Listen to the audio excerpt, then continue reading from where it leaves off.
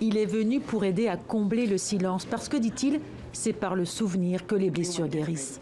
À Tulsa, ville d'Oklahoma, Joe Biden visite le centre culturel dédié à Greenwood. Il y a 100 ans, ce quartier d'affaires afro-américain était le plus prospère des États-Unis. Il était surnommé le Wall Street noir.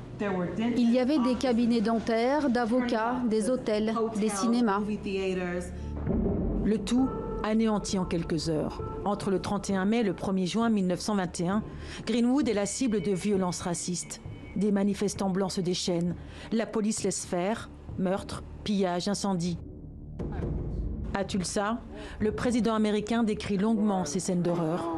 Face à lui, 3 survivants, eux aussi centenaires.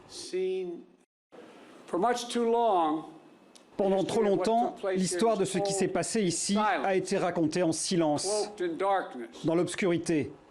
Mais ce n'est pas parce que l'histoire est silencieuse qu'elle n'a pas eu lieu.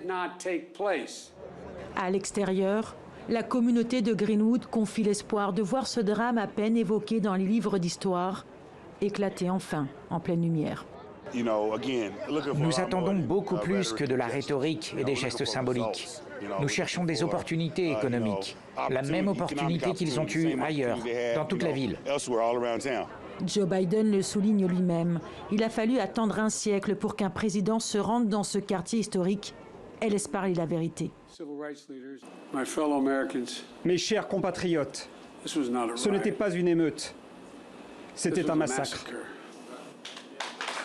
À l'époque, selon les historiens, près de 300 Afro-Américains ont été tués.